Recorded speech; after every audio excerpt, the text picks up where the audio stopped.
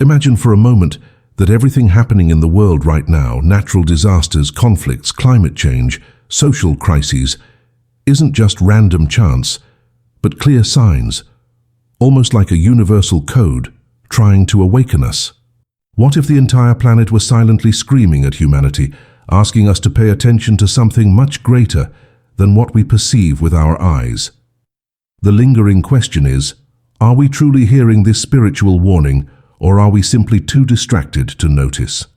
Edgar Cayce, one of the greatest psychics of the 20th century, known as the sleeping prophet, already warned that the physical and spiritual worlds are not separate, but mirrors of each other, and that events that seem like mere tragedies or external crises are in fact reflections of a great internal disharmony within humanity. The curious thing is that when we look at history, we realize that before major transformations, there were always signs. Ancient peoples believed that nature spoke in the form of omens, failed harvests, unusually darkened skies, rivers that suddenly dried up. These were not just physical phenomena, but warnings for a necessary change in consciousness. Cayce in his psychic readings repeated this same principle. When human beings disconnect from their spiritual essence and their mission on earth, the world itself reacts. As if it were a living body, the earth manifests to show that something is out of balance. The message is clear. Either we transform our way of living, or life will force us to change. It's uncomfortable to think that everything happening out there is connected to our internal choices, but that's exactly where Cayce's revelation becomes unsettling. He said that the external world is a mirror of our internal world. Think about it. How many times have you noticed that when you are in disharmony, the circumstances around you seem to get complicated? An illness that appears, a conflict that erupts at home, doors that close at work. Now, expand that to the collective. If billions of people are living in spiritual inattention, cultivating selfishness, fear, greed, and carelessness with life, the reflection will be felt throughout the Earth's structure. The planet becomes the great mirror of our failures, but also a reminder that we can still correct our course. Edgar Cayce stated that geological changes, earthquakes, and even climatic transformations were linked to humanity's spiritual awakening. For many, this seems absurd because we have been taught to see Earth only as a physical object, a planet in space without consciousness. But from a spiritual perspective, Earth is a living being, an organism that reacts to our vibrations. When humanity distances itself from the truth, Earth responds not as punishment, but as an attempt to realign. Just as the human body creates a fever to fight an infection, Earth creates intense movements to try to re-establish lost balance. The most intriguing thing is that Cayce did not speak fatalistically. He never announced the end of the world as an inevitable punishment, but rather as a process of correction that depends directly on human choices. He said that the future is not set in stone, but shaped by present decisions. And here is the essential point. The spiritual warning that the world gives today is not about destruction, but about opportunity. Opportunity to wake up, to change, to understand that we are all connected, and that our way of living is asking for an urgent review. Perhaps you have already felt this intimately, the impression that modern life, despite all its technology and advancements, is increasingly disconnected from what truly matters. People with more material possessions, but less inner peace. Faster and faster digital connections, but increasingly superficial human relationships. It's as if we are running in a direction that, deep down, we know leads nowhere. And precisely at this point of exhaustion, the world's signals intensify. External chaos emerges as the silent cry that it's time to look within. Now think with me. If the world is sending us messages, how can we truly hear them? The answer, according to Cayce, is spiritual self-knowledge. He argued that each person is a spark of the divine, carrying within themselves not only the power to transform their own life, but also to positively influence the destiny of humanity. Hearing the spiritual warning does not mean panicking or expecting great catastrophes, but taking responsibility for one's own inner state. It is understanding that every thought, every emotion, and every action reverberates in the collective. If each of us commits to awakening, the reflection will be inevitable. The earth will respond in harmony. And here, perhaps you're wondering, but do small individual changes really make a difference in the face of such big problems? Cayce would reply that yes, because the whole is always the sum of its parts. When a single person decides to live with more consciousness, they become a point of light, and that light inspires others who inspire others, and thus an invisible chain is formed. The opposite also happens. When we surrender to fear, anger, and selfishness, we also reinforce that vibration in the collective. The spiritual warning of the world is, in essence, an invitation to choose which side of this balance we want to be on. You see, it's not just about belief or religion, but about a practical realization. Everything in the universe is energy. Our thoughts and emotions are not trapped in our heads. They expand and affect the environment. Edgar Cayce said that prayer and meditation have the real power to alter circumstances, not because they directly change facts, but because they transform who we are in the face of facts. And when human beings change internally, the world inevitably changes externally. This is the true miracle. Transformation doesn't begin in heaven or in government or in the economy, but within each heart. By looking at the current signs of the world, sudden climate changes, growing social tensions, ideological divisions, mass anxiety, we can interpret them in two ways. We can see only chaos and feel fear, or we can see the same thing Cayce saw, a call to awakening. Fear paralyzes, but awakening liberates. And the choice is before each of us. If we ignore them, the signs will continue to increase, but if we listen carefully, we will realize that these events are like a spiritual alarm, insisting that we not sleep through life. Deep down, it's not about waiting for the world to change, but about accepting that the world is a reflection of our change.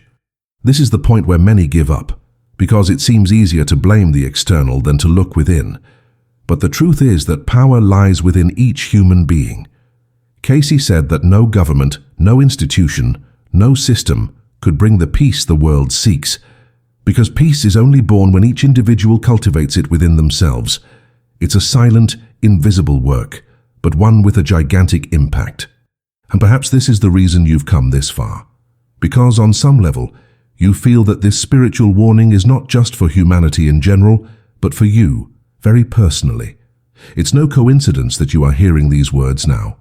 The world doesn't speak only through earthquakes or collective crises, but also through the small signs of life, the restlessness you feel, the questions that arise in the silence of the night, the intuition that insists on whispering that something greater exists. The spiritual warning is also individual. It is the call that reaches you and asks for a response. If you've come this far, it's because something within you recognizes that this message isn't just about the world out there, but about your own inner world. Edgar Cayce said that every collective spiritual warning has a personal reflection, and that every global crisis echoes in individual life. It's as if the earth is speaking to us in two voices, one that manifests in the grand and frightening events that appear in the news, and another that speaks silently within each person's heart. The big question is, are we willing to listen to both? Because ignoring the internal call is the same as covering our ears to external signs. Think about your life. How many times have you received signs that you needed to change something? Weakened health, a worn-out relationship, constant dissatisfaction at work, and yet you insisted on following the same path. Until one day, life forced a transformation. The same thing happens with humanity. If we don't listen to the whispers, the screams will come. Cayce described the human soul as part of a great cosmic orchestra. When one note is off-key, the harmony is disturbed, but when most are off-key at the same time, the entire symphony becomes chaotic. The world today is playing this confused music, not because it is condemned to chaos, but because we, as humanity, have forgotten how to play in tune. But how do we find that harmony again? For Cayce, the way was not to flee the world, but to transform the way we live in it. He argued that true spirituality is not about isolating oneself in temples or expecting external miracles, but about living daily life with consciousness. Every act, every choice, every word is an opportunity to align with the divine essence. Global transformation begins with something as simple as how we treat those around us, how we care for the body we have received, how we cultivate the thoughts we nourish daily. It is simple, but it is not easy because it requires constant vigilance. It's interesting to note that Cayce spoke a lot about responsibility. He said that most people seek external solutions to their problems, when in reality the answer lies in assuming one's own role in creating reality. When we blame the government, society, family, or even spirituality for our pains, we lose sight of the fact that we are co-creators of our destiny. And if we expand this reasoning, we realize that humanity does the same with the world. We blame nature, the climate, the economy, but rarely look at our collective responsibility. The spiritual warning from the planet, therefore, is a reminder that it's time to mature as a species and stop outsourcing blame. Perhaps you have already felt an internal resistance to hearing this. After all, it is much more comfortable to believe that problems are caused by something beyond our reach. But Cayce did not bring messages to comfort. He brought messages to awaken. He said that humanity's greatest enemy is not evil out there, but its own inner inertia. The world does not change because we insist on waiting for someone else to do it for us. Awakening begins when we stop waiting and start acting, even in small steps. It is at this point that the spiritual warning ceases to be a threat and becomes an extraordinary opportunity. And here arises a fundamental question. How, in practice, can we hear and respond to this spiritual warning? Cayce suggested 3 pillars. The first is prayer, not in the sense of repeating ready-made words, but as a sincere dialogue with the divine, an opening of the heart to align with greater wisdom. The second is meditation, which he described as the key to silencing the mind's noise and hearing the soul's voice. And the third is service to others, because it is useless to seek enlightenment if it does not translate into practical love. These 3 pillars, when lived consistently, create profound change not only in the individual, but in the entire network of relationships they touch. Many believe that spiritual practices like prayer and meditation are too small to address global crises. But Cayce asserted the exact opposite. It is these practices that shape the world's energy. When a person truly connects with the divine, they not only change themselves but become a point of balance in the collective. It's like lighting a candle in a dark room. It may seem like a minimal gesture, but it makes all the difference. Imagine then millions of candles lit simultaneously. This is Cayce's vision for humanity's future, a silent transformation made from the inside out, capable of reversing even the greatest tragedies. If we think about it, spiritual warnings never come to condemn, but to remind us that there is still time. Humanity can still choose a path of harmony. The question is, do we want to listen before the signs become more painful? Because life always finds a way to teach, but the form of that lesson depends on each person's openness. When we listen early, we learn gently. When we resist, we learn with pain. And the earth as a living being follows this same principle. Disasters are not punishments, but lessons. And the sooner we understand them, the less drastic they will need to be. You might be wondering, but what if humanity doesn't awaken in time? Cayce addressed this question realistically, yet hopefully. He said that profound changes would certainly occur, but that the level of suffering would depend on collective consciousness. In other words, we are not destined for collapse, but rather for a process of renewal, and every renewal process can be painful or transformative, depending on how we prepare for it. The spiritual warning is, therefore, an invitation to choose conscious transformation rather than forced transformation. At this point, it's worth reflecting on something personal. What spiritual warning have you been receiving in your own life? Because just like the world, each of us receives constant signs. Perhaps it's an illness that draws attention to body care. Perhaps it's a loneliness that calls for more openness to love. Perhaps it's an inner void that shows that material life by itself is not enough. These signs are the individual echoes of the collective message. The world speaks, but your soul also speaks. And if you are listening to this video, perhaps you are already ready to listen more clearly. The journey does not demand immediate perfection, but rather a willingness to change. The first step can be small, a moment of silence each day, a sincere prayer, an unexpected gesture of kindness. These steps are like seeds that, over time, grow and transform not only your life, but also the lives of everyone around you. The true spiritual revolution does not begin on grand stages, but in simple attitudes invisible to the eyes of the world, but powerful in the eyes of the Spirit. It is this silent revolution that Cayce believed was capable of altering the destiny of humanity. And here's the crucial point. Each of us is either part of the solution or part of the problem. There is no neutrality in the energetic field. Either we cultivate the light or we feed the shadows. The spiritual warning is not a threat but a choice. It's like standing at a crossroads. One path leads to the repetition of mistakes and increased suffering, and the other leads to awakening and harmony. The decision is not collective first, it is individual. And the sum of these individual decisions is what shapes the destiny of humanity. The question that remains is, which path are you willing to choose starting today? If there was one thing that deeply bothered Edgar Cayce, it was how people expected great leaders, institutions, or external forces to solve humanity's problems. He repeated in his readings, "Change begins with the individual." This sounds too simple, almost trite, but it is precisely this simplicity that many reject. The human mind tends to complicate everything, to believe that the fate of the earth depends on grandiose events, technological solutions, political reforms. But in the spiritual view, what truly moves the world is the vibration of each consciousness. This is not something mystical or distant, but a practical principle. Everything we think, feel, and do generates consequences, like stones thrown into a lake that spread ripples in all directions. The spiritual warning that Earth gives us today is not just asking us to look outward, but primarily to understand our personal responsibility. This means facing our own lives with honesty. How many times do we live on autopilot, reacting to what happens without reflecting on the impact of our actions? How many times do we let emotions like anger, envy, or fear drive our choices? Cayce said that every thought is a prayer in action. This is powerful and frightening at the same time because it shows us that there is no neutrality.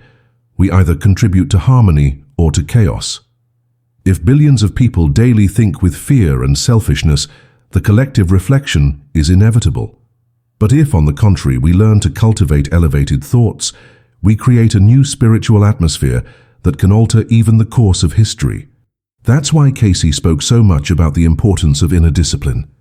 He didn't mean discipline in a rigid, punitive sense, but as a habit of caring for one's spiritual state every day. Just as no one expects to be healthy without caring for their diet and body, we cannot expect balance without caring for the soul. Spiritual discipline begins in simple details, watching our thoughts, choosing our words better, seeking moments of silence to listen to the inner voice.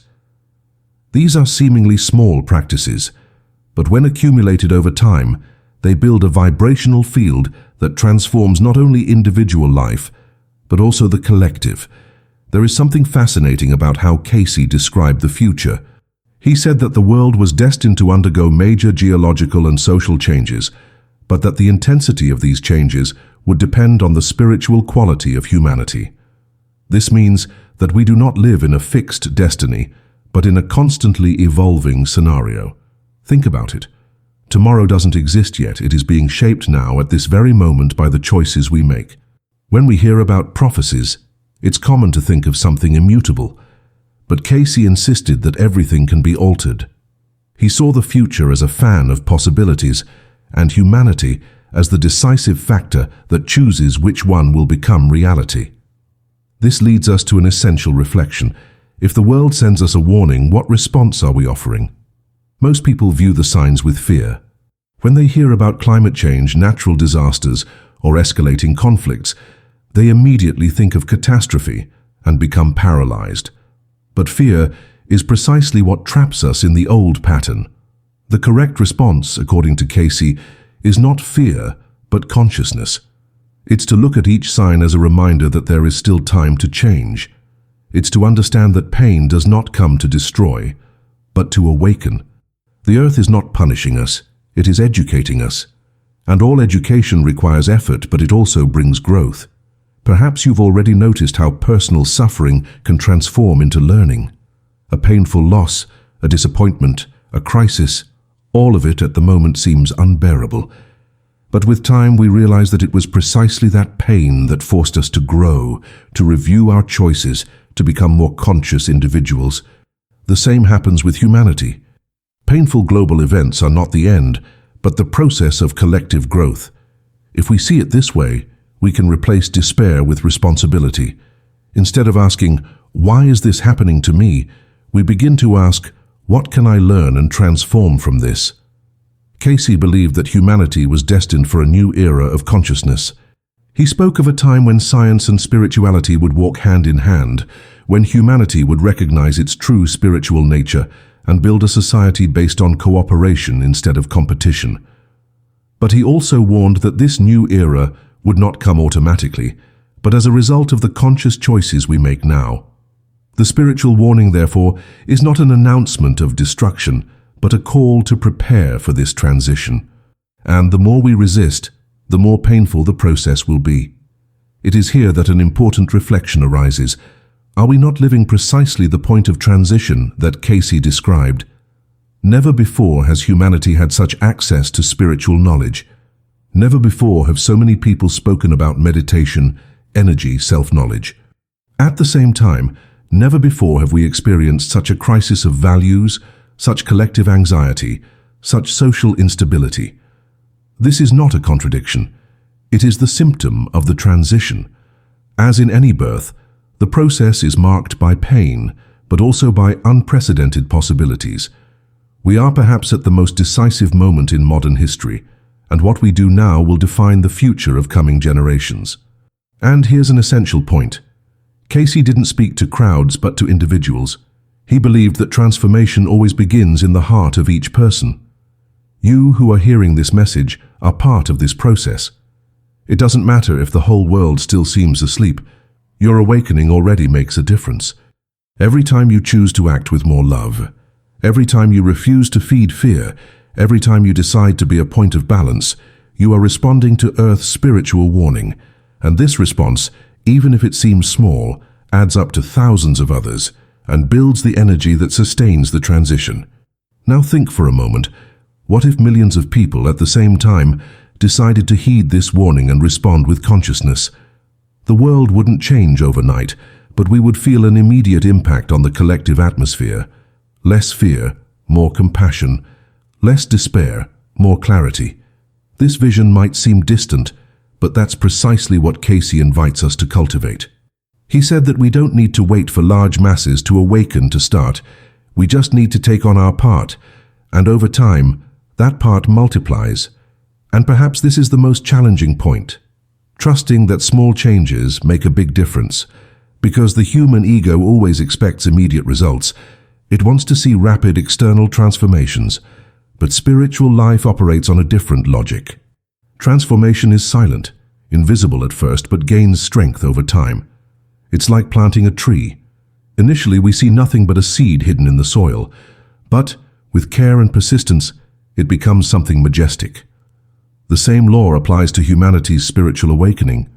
And every conscious gesture is a seed planted in the collective field. The world's spiritual warning, therefore, is not a prophecy of fear, but a call to plant seeds of light. Each of us carries this responsibility. And if we look closely, we will see that we already have everything we need to answer this call. The capacity to love, to forgive, to learn, and to transform. What is often missing is merely the decision to put it into practice. And perhaps that decision begins now at this very moment, upon hearing this message. If there is one thing we need to definitively understand, it's that the world is not against us. It is not an enemy. On the contrary, Earth is our greatest ally in the process of evolution. Edgar Cayce said that every movement of nature, however frightening it may seem, has the intention of leading us back into alignment with the divine. This is an idea that requires maturity to accept. After all, how can one see anything positive in earthquakes, wars, or crises? The answer is not in denying the pain these events bring, but in realizing that pain can be a bridge. Just as a fever in the body is not the enemy, but a sign that the organism is fighting for balance, global events are symptoms of a planet trying to help us rediscover lost harmony. Cayce spoke clearly. The future depends on the collective consciousness of humanity. This sentence summarizes everything. There is no fatalism, no immutable destiny. There are tendencies which can strengthen or dissipate according to the spiritual quality we cultivate now. This means that the spiritual warning we receive today is not to scare us, but to give us time to act. It's like hearing a clock alarm. It might be annoying, but its function is to wake us up before it's too late. The problem is that often, instead of getting up, we prefer to hit the snooze button. We ignore the signs, postpone decisions, insist on old habits. But there comes a time when the alarm can no longer be ignored. We are living that moment. You might ask yourself, but what exactly can I do in the face of so many global problems? This doubt is natural. What Cayce always taught is that we should not be paralyzed by the grandeur of events, but take on our part. And our part is always to start with ourselves. When you choose to cultivate inner peace, you are decreasing the energy of conflict in the world. When you practice compassion, you are reducing the energy of hatred circulating on the planet. When you choose hope instead of fear, you are strengthening the vibration of light that sustains humanity. It is simple to say, but powerful to live, because the collective is merely the amplified reflection of individual choices. Cayce believed that even the Earth's geography could be altered by the level of people's consciousness. He spoke of changes in continents, of shifts in lands and oceans, but always related these movements to the spiritual quality of humanity. This sounds almost unbelievable to many, but in the spiritual view, there is no separation between human beings and the planet. We are made of the same energy, the same cosmic dust connected by invisible ties. If the human heart vibrates in disharmony, the earth inevitably reflects that state. Likewise, when we cultivate harmony, the planet also responds.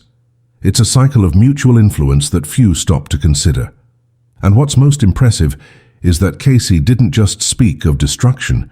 He spoke of a possible future where the world would become a place of great brotherhood. In his readings, he mentioned that entire regions could flourish spiritually, that new forms of healing would emerge, that humanity would learn to deal with subtle energies that we still ignore today. He saw a world where science would unite with spirituality, where humans would understand that true evolution is not about dominating the planet, but about learning to cooperate with it. This is the destiny we are heading towards, but the path can be smoother or harder depending on our response to the spiritual warning we are receiving now. The question we need to ask is, are we willing to change? This is the decision each person needs to make in silence within themselves. Changing doesn't mean abandoning everything or living a perfect life. It means being attentive, recognizing one's own mistakes, and having the courage to transform them into learning. It means taking better care of relationships, words, body, mind, and most importantly, the soul. Cayce insisted that there is no global change without individual change, and if everyone takes their part, the sum of these small transformations can alter the entire destiny of humanity. Often, we wait for grand signs to believe. But the biggest signs are already here. The acceleration of time, the growing anxiety everywhere, the feeling of emptiness that many carry despite material achievements. These are the clearest spiritual warnings we can receive. They are not distant. They happen intimately in daily life. They are silent invitations to stop, reflect, and redirect our path. The question is, will we wait for the world to shout louder and louder, or will we learn to listen to the whispers? Cayce would teach us to listen to the whisper, because when learning comes gently, growth becomes less painful. And here is a point that is perhaps the most important of all. We do not need to be afraid of what is to come. Fear paralyzes us, puts us in a state of flight, makes us give up before we even try. The spiritual warning is not meant to generate fear. It is meant to generate conscious action. It is a call to courage, responsibility, and trust. Trust that we are not alone, that there is a purpose behind everything, and that every sincere effort towards good has value. Cayce reminded us that God does not abandon us. On the contrary, He gives us exactly the challenges we need to awaken our highest potential. And this awakening, though collective, always begins within each soul. Perhaps you now feel that this message speaks directly to you, and it's no coincidence, because on some level, your soul already recognized that it needed to hear this. The spiritual warning is not just for humanity as a whole, it is also for you very personally. It is an invitation to look at your own life and ask, what do I need to transform now? What signs have I already received and insisted on ignoring? What is the change I know I need to make and am putting off? These questions are the essence of awakening. It's not about waiting for ready-made answers, but about making space for your own soul to speak. And when the soul speaks, it always points to the same path, the path of love. Not a romantic or abstract love, but practical love which translates into compassion, forgiveness, patience, and solidarity. This is the antidote to all the chaos we experience. Cayce said that there is no force more powerful in the universe than love, because it is the very essence of God in action. When we choose to love, we are aligning ourselves with the most creative and transformative force that exists. And this choice, however simple it may seem, has the power to change destinies. That's why in the end, the spiritual warning that the world sends us is, in fact, a message of hope. No matter how turbulent the present may seem, there is always a possible future of light and harmony. The pain we see is not the end, but the process of birth of a new era. And each of us has the chance to participate in this birth consciously. The earth calls us, the spirit calls us, and now it is our turn to respond. Not with fear, not with despair, but with responsibility and faith. If this message resonated with you, if it somehow illuminated something within your soul, consider joining this silent movement of transformation. Like this video, subscribe to the channel, and share this message, because it might be exactly the warning someone else needs to hear. By doing so, you're not only helping this work reach more hearts, but you are also becoming part of the chain of light that Cayce believed could change the world.